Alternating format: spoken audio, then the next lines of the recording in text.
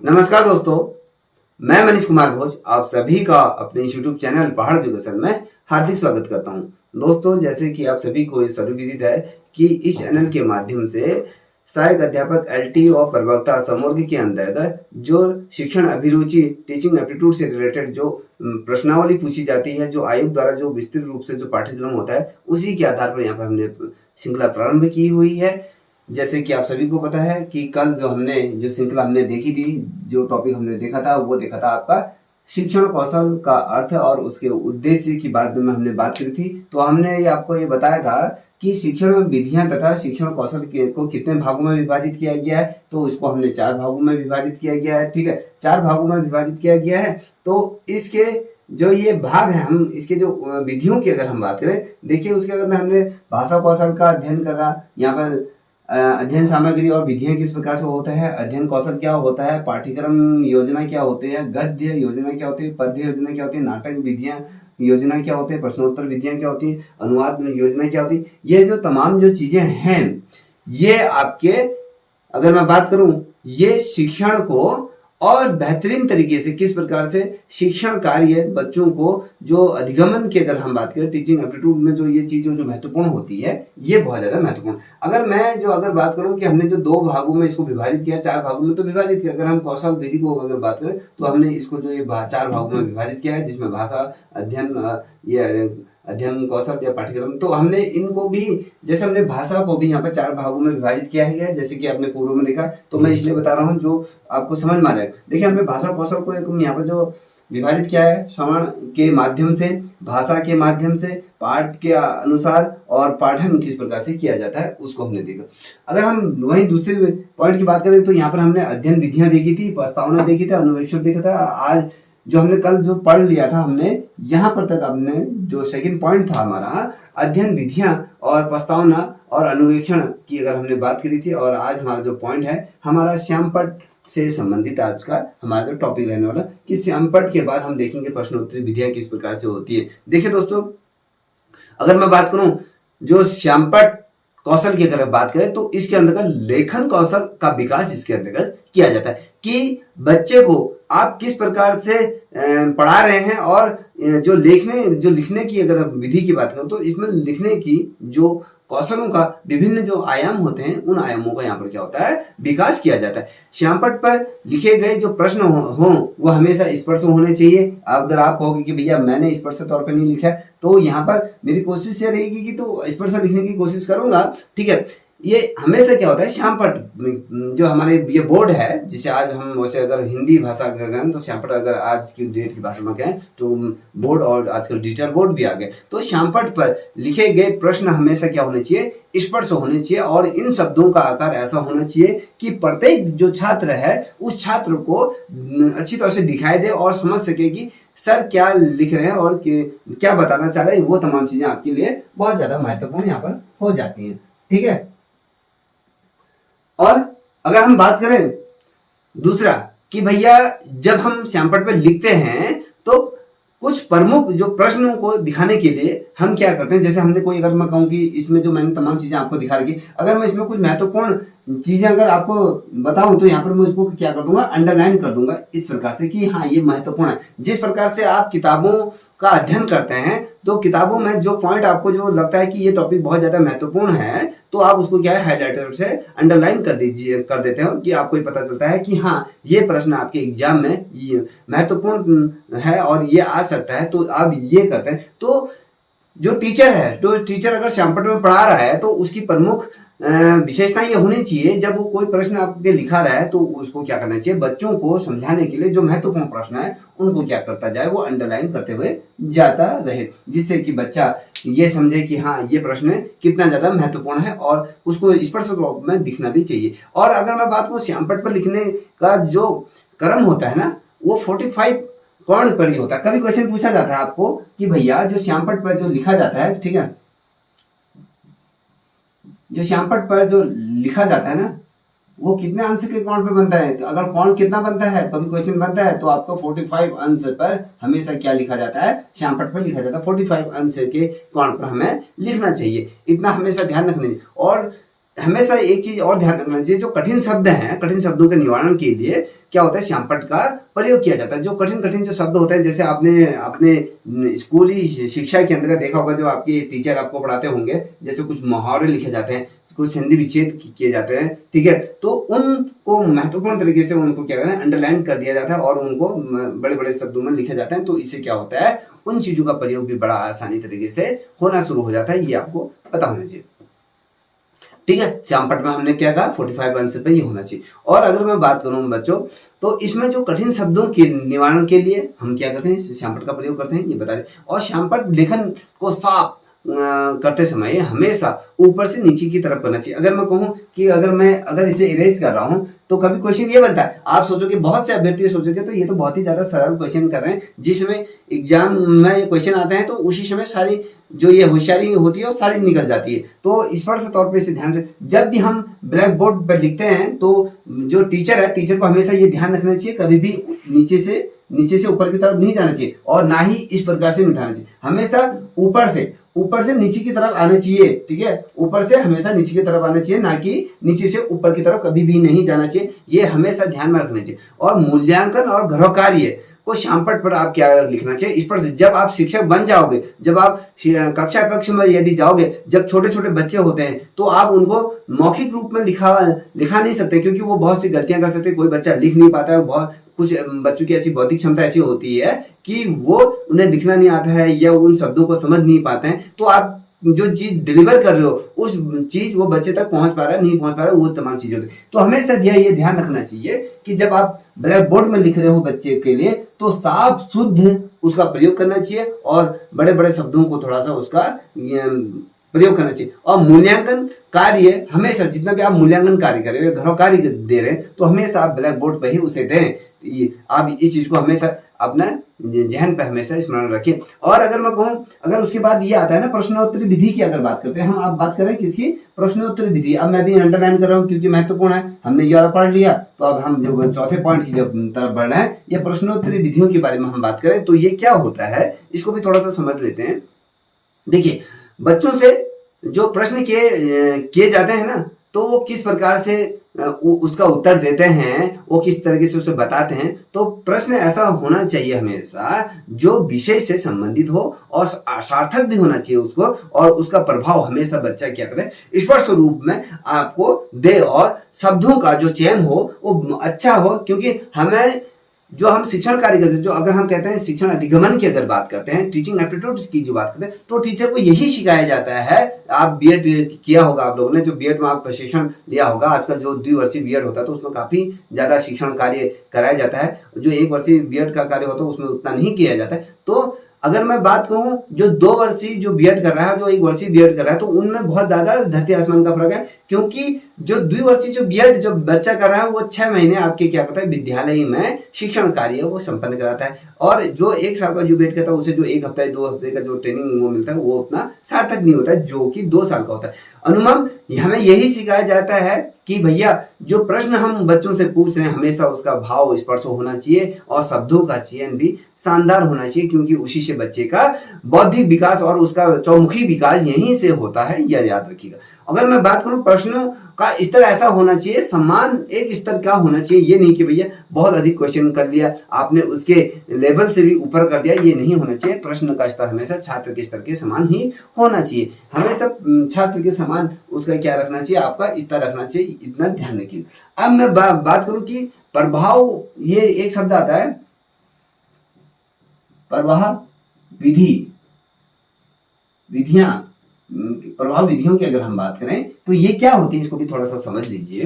देखिए, प्रवाह जो कौशल होता है ना, उसका मुख्य जो उद्देश्य होता है हमेशा जीवन में, उसमें निरंतरता का प्रभाव होता है। निरंतर उसको किस प्रकार से आप अधिगमन की श्रेणी में ला रहे हो, वो कितना वो समझ रहा है, वो किस प्रकार से वो उसको समझ के उनका उत्तर प्रत्युत्तर दे रहा है। तो इस कौशल का जो प्रभाव होता है, वो शिक्षक उन छात्रों के लिए करता है जो पढ़ने व लिखने, जो पढ़ने से क्या है विचलित हो जाते हैं, जो क्या करते हैं, जो पढ़ नहीं पाते हैं या फिर उनको सही तरीके से समझ नहीं आता है। तो विशेष रूप से जो शिक्षक होता है वो विचलित होते हैं जो बच्चे क्या, अगर मैं उन बच्चों की बात करें जो चंचल होते हैं, क्या होता है उनका मन पढ़ाई में नहीं लगता है, वो आपके कक्ष में जो पढ़ा रहे हो तो आपको भी वो क्या करते हैं, आपको भी कहीं ना कहीं वो डिस्टर्ब कर देते हैं, तो आपका भी जो केंद्र बिंदु जो पढ़ाने का जो आपका जो एक फ्लो बनता है ना, वो कहीं ना कहीं वो रिदम आपका टूट जाता है। तो ऐसी कंडीशन में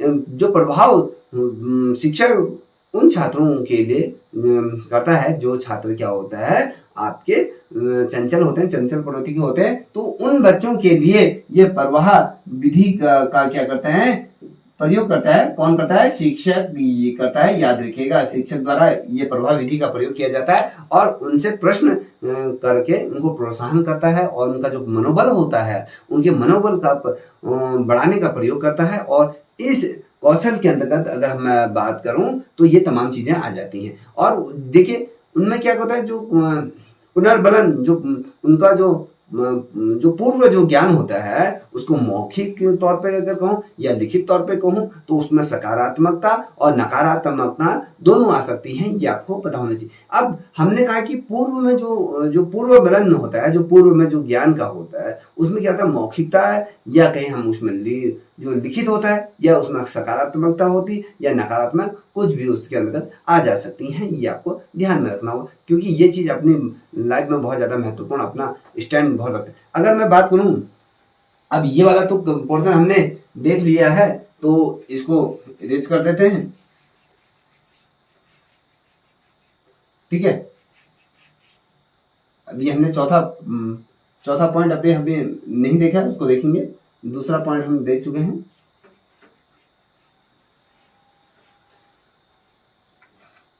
अगर किसी बच्चे को ये वीडियो आपकी परीक्षा के दृष्टिकोण हेल्पफुल लगती हो तो प्लीज आपसे रिक्वेस्ट है कि इस चैनल को भी लाइक शेयर सब्सक्राइब अवश्य करें। साथ ही आप कमेंट सेक्शन में मेरे द्वारा जो पढ़ाया जा रहा है आपके समझ में आ रहा है या नहीं आ रहा, प्लीज कमेंट सेक्शन में जाके कमेंट कीजिए, जिससे कि मेरा भी मनोबल बढ़ेगा आप लोगों के लिए और अधिक अच्छी तरह से वीडियो ला सकूं, ठीक है। देखिए मैं बात कर रहा हूं कि भैया अध्ययन विधियां, अगर हम कहें अध्ययन विधियां किस प्रकार से थी, ये जो यह है, ये जो दूसरा पॉइंट इसकी बात कर रहा हूं, अध्ययन विधियां या फिर हम क्या कहते हैं इसको, कौशल, ठीक है। इसको ध्यान रखना, ये बहुत ज्यादा महत्वपूर्ण। अब इसको हम क्या करते हैं, किस तरीके से विभाजित करते हैं, यहाँ पर देखना शिक्षण। आप मेरे साथ इसको नोट करते हुए चलिएगा। देखिए यहाँ पर पहले एक कॉलम बना दीजिए शिक्षण और श्रेष्ठ विधि, यहाँ पर लिखिएगा श्रेष्ठ विधि, ठीक है। ये एक पॉइंट। दूसरा पॉइंट और उसका क्या होना चाहिए, उद्देश्य, ठीक है। ये 3 बनाने, नंबर 1 2 3। अगर हम फोर्थ की बात करें, फोर्थ में क्या होता है, पाठ योजना, उद्देश्य भी कहा जाता है, ठीक है। पाठ योजना उद्देश्य, ये आपका फोर्थ पॉइंट है। एक टेबल बना लीजिएगा, ठीक है।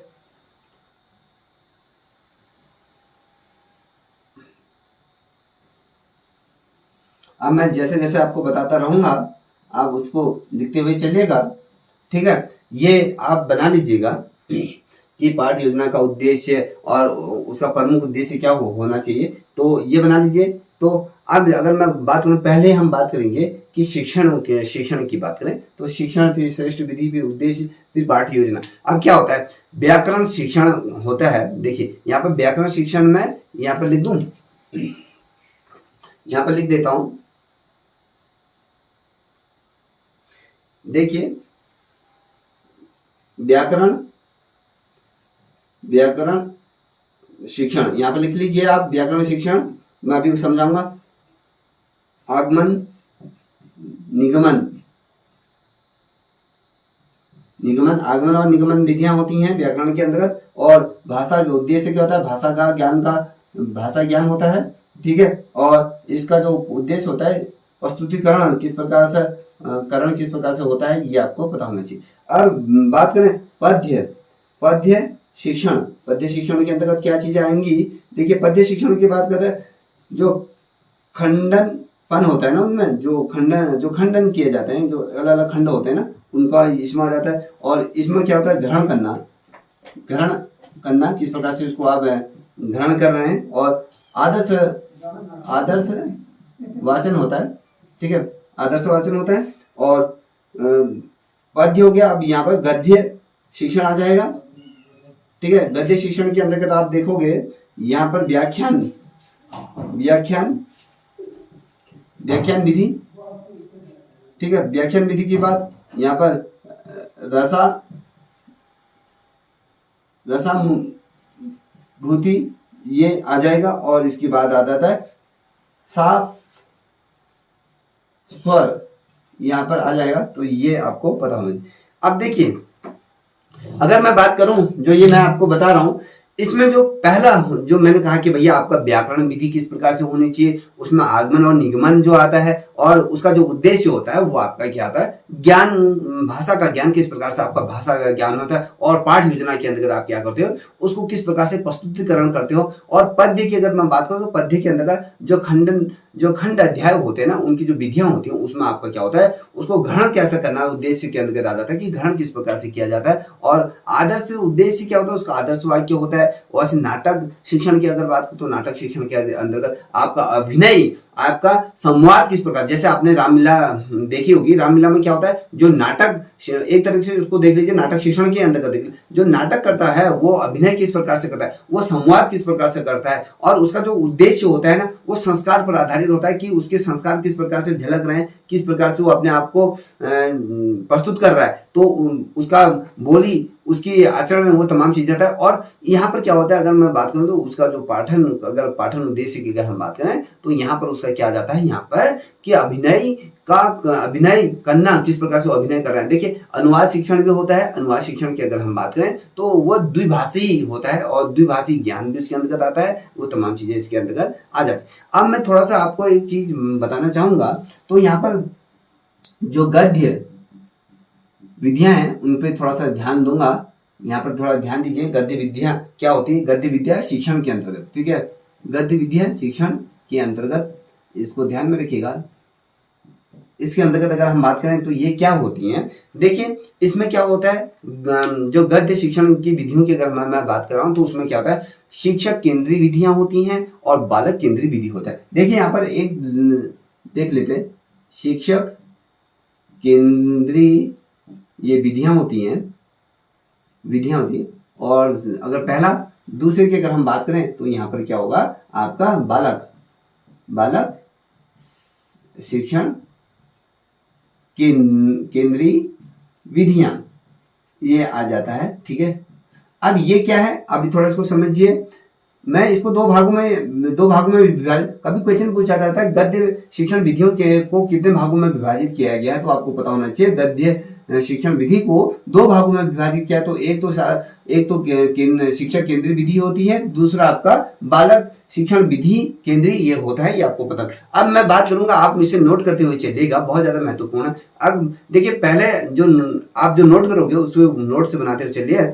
देखिए, पहला जो है आपका शिक्षण केंद्रीय विधियों की अगर मैं बात करूं तो उसके अंदर क्या होता है कि शिक्षक किस प्रकार से आपका व्याख्यान विधि का प्रयोग करता है, किस प्रकार से वो व्याख्यान देता है, किस प्रकार से पढ़ाने का तरीका होता है, वो तमाम चीजें होता है। अब उसका ऐतिहासिक पृष्ठ किस प्रकार से, ऐतिहासिक विधि की वजह, जिस प्रकार से हमारे पुरातन संस्कृति में जिस प्रकार से पढ़ाने का जो तरीका होता है, क्या उसके अंदर वो तमाम चीजें हैं जिससे जो बालक विशेष को अपने ओर आकर्षित कर पा रहा है या नहीं कर पा रहा। और साथ ही देखिए, पढ़ाने का सबसे बहुत बेहतरीन तरीका जो होता है वो आपका व्याख्यान प्रदर्शन विधि होता है। आपने जैसे देखा होगा कि खान सर के जो पढ़ाने का जो तरीका है वो बहुत अलग लेवल का है। वो यहाँ पर अगर हम बात करें, वास्तव में जो चीज डिजर्व होती है वो व्याख्यान जो प्रदर्शन जो विधि है वो एकदम खान सर पे सटीक बैठती है। वो जिस प्रकार से समझाते हैं, जिस प्रकार से अपने व्याख्यानों का प्रदर्शन करते हैं, तो वो एक उच्च लेवल की होती है, ठीक है। और देखिए, अब दूसरी बात करें तो अभिभावक अन्वेषण विधियां, कि भैया आप किस प्रकार से जो अभिभावकों द्वारा जो क्रॉसिंग क्वेश्चन किए गए हैं उनको किस प्रकार से आप उसको पुटअप करते हो। और अभिकरण अनुरोध विधि होता है तो वो भी होता है। और समीक्षा विधि, किस प्रकार का शिक्षक पूर्ण तरीके से अपने आप को इन विधियों के अंतर्गत अपने आप को समायोजित करता है और स्वयं जो संपूर्ण रूप से जो पढ़ाया हुआ जो पाठ है, जो केंद्रीय विधियां हैं, उसकी समीक्षा किस प्रकार से होती है, वो तमाम चीजें आती है। अब मैं बात करूंगा जो बहुत ज्यादा महत्वपूर्ण है, ये होता है आपके बालक। जितना भी अगर हम कहें शिक्षण अभिरुचि की अगर बात करें, टीचिंग एप्टीट्यूड की अगर बात करें, तो वो पूरा केंद्रित जो होता है वो बालक के इर्द गिर्द और शिक्षक के इर्द गिर्द ही घूमता रहता है। ठीक है, अनुमान ज्यादा बालक के अंतर्गत ये घूमता रहता है। अगर मैं कहूँ बालक केंद्रीय विधियों की अगर बात करूं, जिसके अंदर मैंने अभी आपको बताया, देखिए पहला क्या होता है, प्रोजेक्ट विधि होता है कि प्रोजेक्टर के माध्यम से हम किस प्रकार, अगर मैं किसी बच्चे को अपनी कक्षा में पढ़ा रहा हूं, तो अगर मेरा एक सिंपल सा ये बोर्ड है, ठीक है, अगर मैंने आपको खान सर का उदाहरण दिया था कि खान सर आपका डिजिटल बोर्ड का प्रयोग करते हैं, जिसमें आपका जो कंटेंट है उस कंटेंट को वो विस्तार पूर्वक अच्छी तरह से दिखा के जूमिंग करके, ये मान लीजिए यूक्रेन और रूस के बीच जो युद्ध हो रहा है, कितने बड़े बड़े हथियारों का प्रयोग हो रहा है, कहां से पुल टूट रहे हैं, किधर बमबारी हो रही, किधर क्या चीजें हो रही, वो प्रत्यक्ष तौर पर आपको चलचित्रों के माध्यम से, वीडियोज के माध्यम से वो आपको बहुत बेहतरीन तरीके से समझाते थे। और अलग अलग मैटर होते हैं जो प्रोजेक्ट से बहुत अच्छी तरह से समझाया जाता है। हम किसी बच्चे को ये कहते हैं कि भैया फलाना उस टाइम पे ये होता था। अगर मैं बात करूं हड़प्पा सभ्यता में उत्खनन कार्य हुआ था, हड़प्पा संस्कृति के अंतर्गत डांसिंग गर्ल या मृतिका देवी या अलग अलग देव चीजों की मोहरें मिली थी, वृषभ की मोहरें मिली थी, या कहें आपके जो अशोक स्तंभ की अगर मौर्य काल की बात करें तो मौर्य काल में इतने बड़े वो चीजें मिली। तो एक बच्चा जो दूरस्थ क्षेत्र में बैठा है, जिसको इस चीज का ज्ञान नहीं है, आज हम बात कर रहे हैं कि भैया कि हड़प्पा सभ्यता में ये तमाम फलाना हुआ था, यहाँ पर स्नानागार मिले थे, यहाँ पर ये मोटू का टीला मिला था, यहाँ पर ये मिला था, तो हम उसको किस प्रकार से समझा सकते हैं। देखिए अगर मैं हड़प्पा सभ्यता की बात करूं, अगर मेरे पास प्रोजेक्टर होता तो मैं प्रोजेक्टर के माध्यम से मैं दिखा देता कि ये वाला जो क्षेत्र दिखाई दे रहा है ना बच्चों, ये यहाँ पर ये हड़प्पा सभ्यता का जो उजड़ा हुआ जो खंडर है, चमन कहा जाता है, तो वो ये दिख रहा है। और यहाँ पर जो पैलर में जो ये खुदाई हुई ना, ये खुदाई यहाँ पर ये तमाम चीजें मिली थी, इस जगह पे ये मिली थी। किस प्रकार से वृषभ की मोहर थी,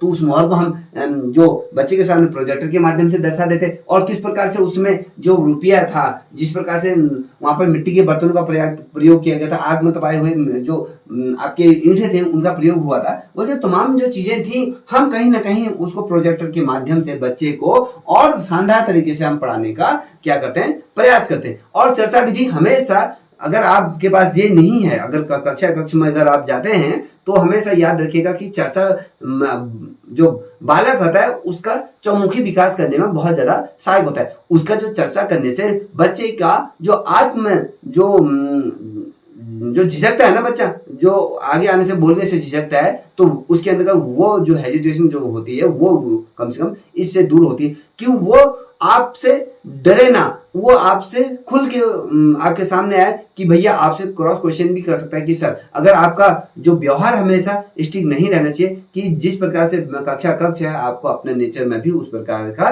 बदलाव लाना होता है। और अगर कोई बच्चा बहुत ज्यादा मंद बुद्धि है, आप उसको किस प्रकार से समझा रहे हो, कोई बच्चा चंचल है उसको आप किस प्रकार से हैंडल कर रहे हो, और अगर बच्चा मस्ती मूड में है तो उसको किस प्रकार से शांत किया जाता है, किस प्रकार को उसको पढ़ाई की तरफ उसको केंद्रित किया जाता है, तमाम चीजें होते हैं। और दूसरी चीज होता है कि जब आप बच्चों को कोई असाइनमेंट देते हो, असाइनमेंट विधि की बात करूं, तो असाइनमेंट जब किसी प्रोजेक्ट बनाने की अगर बात करते हैं, तो किसी बच्चे से कहा भैया आप अपने गांव के बारे में संपूर्ण रूप से उसका एक प्रोजेक्ट बनाएं, उसमें गांव के कुछ अगर फोटोज भी हो सकते हैं तो उसमें भी वो करें, और अपने अंदर की भी तमाम चीजें जो अगर आपके परिवार में कौन कौन है अगर उनकी फोटो भी अगर लगा सकते हो, तो एक जो असाइनमेंट विधि हो वो और शानदार तरीके से बन सकता है। और निगमन विधि और कि भैया उसको किस प्रकार से आप पुटअप कर रहे हो, और वो आपका जो ज्ञान है जो आप कह रहे हो वो किस प्रकार से उसे समझ रहा है। मैंने कहा ना यहाँ पर कि जो आपके ये होता है यहाँ पर देखिए आगमन और निगमन दो मैंने बात करी, तो ये आपके बाल केंद्रित विधि के अंतर्गत ही आती है। और मैं अगर मैं कहूँ एक आता है हेरियोटिक विधि होती है, हेरियोटिक्स विधि होती है, वो भी शिक्षण के लिए बहुत ज्यादा कारगर ये सिद्ध होती है, ये आपको हमेशा याद होना चाहिए। ठीक है, अब मैं थोड़ा सा आपको यहाँ ले जाऊंगा, जैसे मैंने कल आपको बताया था कि शिक्षण थोड़ा सा आपको यहाँ पर भी ले जाना अत्यंत महत्वपूर्ण होता है। शिक्षण की परिभाषाओं की तरफ ले जाऊं,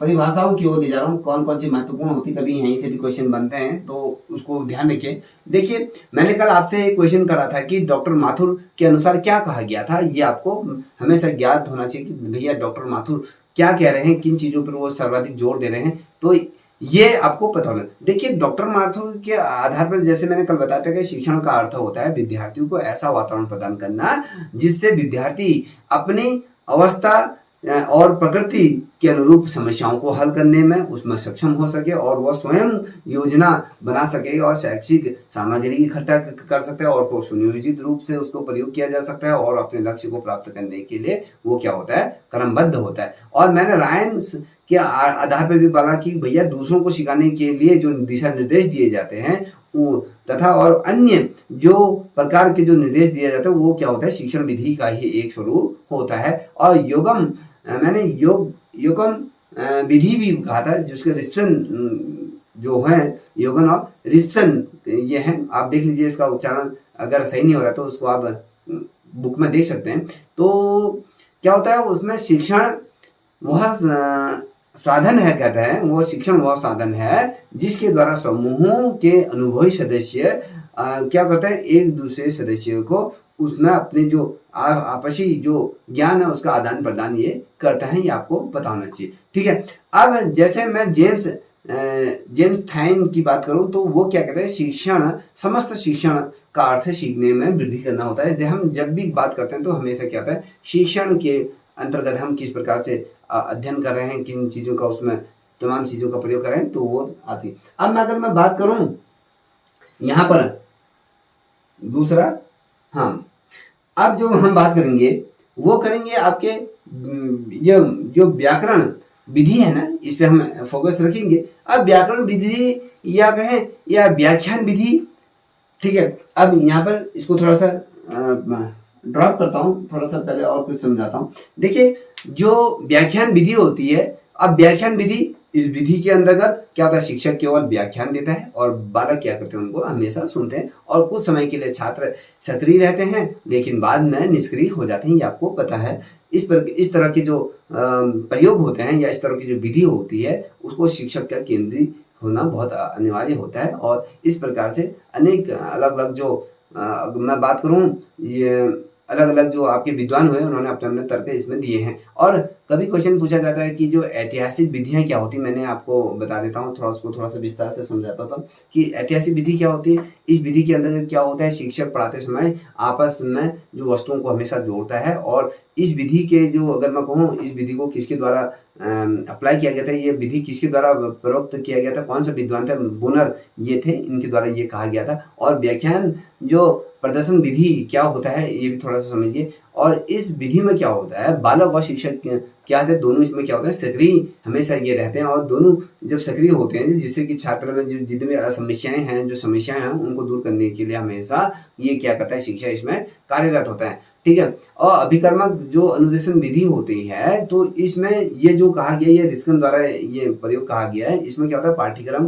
वस्तु को क्या हम हमेशा छोटे छोटे पदों में इसको बांट कर शिक्षण कार्य होता है और बालक अपनी जो इच्छा अनुसार इसको समझने की कोशिश करता है और उनका नवीनीकरण ज्ञान प्राप्ति होता है। और मैंने कहा ना कि समीक्षा विधि की मैंने आगे बात करती, समीक्षा विधि क्या होती है, इस विधि के अंदर क्या करता है, शिक्षक अपना स्वयं का मूल्यांकन करता है कि मैंने क्या आज सही पढ़ाया क्या नहीं। अगर मैंने ये वीडियो बना रहा हूँ तो इसके बाद मैं इस वीडियो को एक बार देखूंगा कि मैंने कहीं पर गलती कर दी है, किस प्रकार से, क्या बच्चे इस वीडियो से संतुष्ट रहेंगे या नहीं रहेंगे, तो खुद का क्या होता है, मूल्यांकन होता है। अब जैसे मैंने कहा कि बालक को किस प्रकार से प्रोजेक्ट से पढ़ाना है, हमने जो चर्चा की बात करी कि इस विधि में क्या होता है कि इसके अंदर का पाठ्यक्रम को किस तरीके से भागों में विभाजित किया, ये तमाम चीजें होते हैं। देखिए असाइनमेंट की अगर हमने जब बात करी तो छात्रों को दो प्रकार के असाइनमेंट हम देते हैं। एक तरह तो गृह कार्य दिया जाता है, एक कक्षा के अंदर जो विद्यालय में दिया जाता है। जो बालक क्या होता है, गृह कार्य करने में असमर्थ होते हैं तो हम उनको क्या करते हैं, कक्षा में उस कार्य को कराने की कोशिश करते हैं। अब देखिए आपका एक क्वेश्चन यहाँ पर ये बना,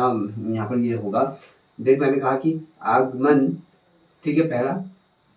दूसरी की बात करूंगा, निगमन की बात करूंगा। थोड़ा सा आप देखोगे कि उसमें मैं स्पर्श नहीं करा पाया। तो यहाँ पर इस विधि के अंदर क्या होता है, छात्र पहले छात्रों को यहाँ पर नियम के साथ वार्तालाप कराना या छात्रों को उदाहरण देकर इसको समझाना होता है। ठीक है, नियमों के अंतर्गत। और अगर मैं आगमन विधि की बात करूं तो आगमन विधि में क्या होता है, इस विधि के अंतर्गत क्या होता है, आप पहले हम उदाहरण देते हैं और बच्चों को उसकी चीज़ों को समझाने की कोशिश करते हैं, तब उसकी समस्याओं को सुलझाने की कोशिश करते हैं। अगर उदाहरण देके भी अगर बच्चे का समझ में नहीं आ रहा तो फिर अन्य विधि का प्रयोग करें, तत्पश्चात क्या किया जाता है, इस नियम को कहा जाता है। ठीक है, ये तमाम चीज़ें आपको मैंने ये बता दी। अब देखिए, जो महत्वपूर्ण चीज़ मैं आप लोगों के बीच लेके आ रहा हूँ उस पर थोड़ा सा गौर कीजिए।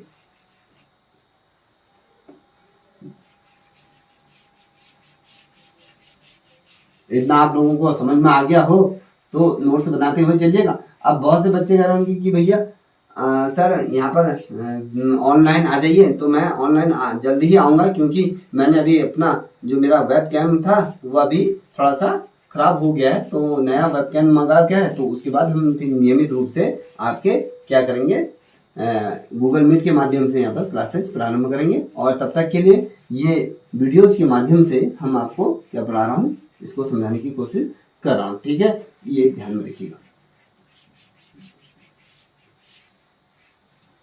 आपको शायद ब्लैक बोर्ड काला तो नहीं दिखाई दे रहा है?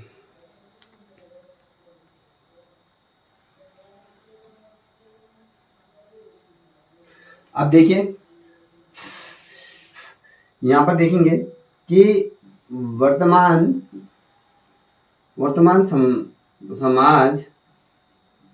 समाज में जो प्रारंभिक शिक्षा की हम बात करेंगे।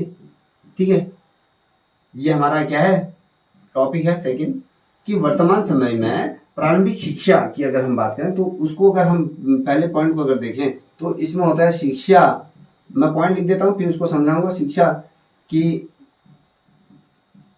उत्पत्ति एवं अर्थ के बारे में बात करेंगे। ठीक है, दूसरा जो पॉइंट आप यहाँ पर लिखे चलिए कि जो अलग अलग विद्वान हुए हैं उन विद्वानों के बारे में बात करेंगे, किस प्रकार से विद्वानों ने इसमें अपनी परिभाषाएं दी हुई हैं। ठीक है, तो अलग अलग तरीके से हम इनकी परिभाषाओं को भी समझेंगे। जो अलग अलग विद्वान जो वक्त समय समय पर जो इन चीज़ों को बोलते हैं तो उनको समझने की कोशिश करेंगे। देखिए, शिक्षा की उत्पत्ति की बात जो हमने कह रहे हैं, जो प्रारंभिक समाज में जो शिक्षा का स्तर की अगर हम बात करते हैं, वर्तमान समय में समाज में प्रारंभिक शिक्षा की बात कर रहे हैं, तो इसमें शिक्षा की उत्पत्ति और अर्थ की बात अगर हम बात करें तो शिक्षा को अंग्रेजी भाषा में हम क्या कहते हैं, आप सभी को पता होगा कि एजुकेशन कहते हैं। और जो एजुकेशन जो शब्द लिया गया है वो आपकी लैटिन भाषा से लिया गया है, एजुकेशन से ये बना हुआ है, ये दो शब्दों से मिलकर निर्मित होता है, ये आपको पता होना चाहिए। जिसमें ई प्लस देखिए मैं बता देता हूं आपको, जिसमें क्या होता है ई प्लस DCO ये होता है, जिसका क्या होता है, जिसका अर्थ की बात करें, जिसका अर्थ होता है आपका अंदर से बाहर की ओर। ठीक है, ये जो दो शब्दों से जो मिलकर बना है एजुकेशन, जिसका अर्थ होता है अंदर से बाहर की ओर, ये होता है। ठीक है, इसको हम प्रकट करते हैं। और बाहर की ओर होता है, अर्थात हम क्या कह सकते हैं, एजुकेशन का अर्थ होता है बालक के अंदर जो गुण होते हैं, जो गुण विद्यमान होते हैं, उसे निकाल कर प्रकट करना। किस प्रकार से बालक के अंदर जो शिक्षा से संबंधित जो उसके बहुत बेहतरीन जो क्रियाकलाप हैं, जो उसका जो ज्ञान है, उसके ज्ञान को चौमुखी विकास उसके करना। ठीक है, एजुकेशन का हमेशा ये अर्थ होता है कि बालक के अंदर के जो भी गुण हैं, जो गुण विद्यमान हैं, उनको निकाल कर प्रकट करना। और शिक्षा की अगर बात करूं तो शिक्षा के अंतर्गत बालक के अंतर्गहित जो शक्तियां होती हैं उनको खोलना कि भैया किस प्रकार से उसके अंतर्गत है, ये तमाम चीज़ें उसके अंतर्गत होता है कि भैया बच्चा आपका समझ रहा है या नहीं समझ रहा है, या अगर वो उसका ज्ञान है तो उसके ज्ञान को उच्च स्तर में लाने के लिए उसको अपने आप को क्या करना पड़ेगा, आपको परिपक्वता लानी पड़ेगी और अपने आप को खोलना पड़ेगा। ये अगर मैं कहूँ खोलने वाला, जो मैंने कहा कि ये तमाम चीज़ें शिक्षा के अंतर्गत आते हैं। अगर हम बात करें प्लेटो के आधार पर अगर बात करें, ठीक है, प्लेटो के अनुसार अगर मैं बात करूं तो ये क्या कहते हैं, इसको भी थोड़ा सा समझिए। प्लेटो क्या कहते हैं, अज्ञान समस्त जो विपत्तियों का मूल कारण होता है। देखिए जो अज्ञानता होता है ना, जितने भी आपके अंदर का जो आपके जीवन में जो भी विपत्तियां आती हैं, तो उसका क्या होता है, मूल कारण ये होता है अज्ञानी रहने की अपेक्षा जन्म ना लेना अच्छा होता है। ये आपका क्या क्या कहा जाता है, किसके द्वारा कहा गया है, ये आपके प्लेटो द्वारा कहा जाता है कि भैया अगर आपको अज्ञानी ही रहना है तो इससे बढ़िया तो जन्म ही ना लिया जाए। अज्ञानी होने से क्या होता है, आपकी जो समस्याएं हैं और अधिक प्रबल हो जाती हैं। तो ये आपके क्या है, अरस्तु के द्वारा कहे गए शब्द हैं। और वहीं अगर मैं महर्षि वेद व्यास के आधार पर कहूं, देखिए दूसरा अगर महर्षि वेद व्यास जी के आधार पर के अनुसार अनुसार की बात करें, ठीक है। अब महर्षि वेद व्यास जी क्या कहते हैं, इसको भी समझे। ज्ञान जीवन के सत्य का जो दर्शन ही नहीं कराता, कहते हैं कि भैया ये जो ज्ञान है जीवन में जो सत्यता को ही नहीं दर्शाते, अपितु बल्कि व्यक्ति को बोलना, चलना और व्यवहार करना भी ये तमाम चीजें सिखाते हैं। कहने का मेरा मतलब है कि भैया जो महर्षि वेद व्यास जी द्वारा जो कहा गया है कि जो बालक का इसमें क्या होता है, चौमुखी रूप में विकास करने की बात यहाँ पर कही गई है, ठीक है। हमारे पुराणों में, शास्त्रों में भी ये कही गई है। अगर मैं कहूँ इसकी विशेषताओं की अगर बात करूँ, विशेषताएं किस प्रकार से होती हैं तो वो नोट करते हुए चलिए।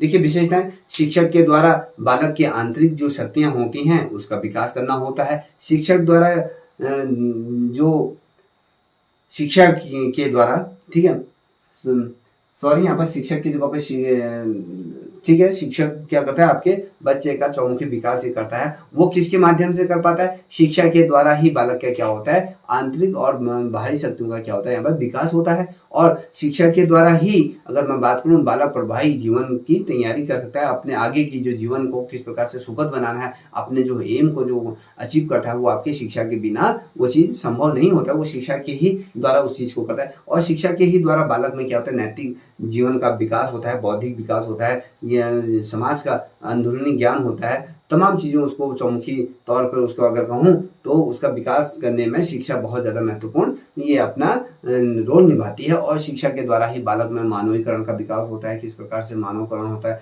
और उसमें जो उसका अंतरात्मा होती है ना, अंतरात्मा का बीच में विकास होता है। और आवश्यकताओं की जो पूर्ति करने में जो सक्षम बनाता है वो हमें शिक्षा ही बनाती है। और ये आपको हमेशा ध्यान रखना चाहिए कि शिक्षा इतनी ज़्यादा महत्वपूर्ण हमारे लाइफ में होती है। और समाज में जो परिवर्तन होते हैं उनमें सुधार लाने की भी ये जो आवश्यकता होती है वो शिक्षा के माध्यम से होता है। समाजी नियमों का ज्ञान होना चाहिए, आपकी कुरीतियों में किस प्रकार से विनाश होता है उससे समझने के लिए आपकी शिक्षा क्या होती है, हमेशा सहायक होती है। और सामाजिक भावनाओं का विकास होता है और सकारात्मक भावनाओं का विकास होता है। और सामूहिक और एकता का विकास इसके अंतर्गत किया जाता है। अधिकार और कर्तव्यों का भी विकास शिक्षा के माध्यम से होता है। और वातावरण और उसमें जो समायोजित संयोजन का भी विकास इसके अंतर्गत होता है। ये तमाम चीजें इसके अंतर्गत होता है। देखिए, और अगर मैं कहूँ कि आपके अधिकार और कर्तव्यों का भी बोध आपको कौन कराता है, शिक्षा ही कराती है। ये आपको हमेशा ध्यान रखना चाहिए, ठीक है।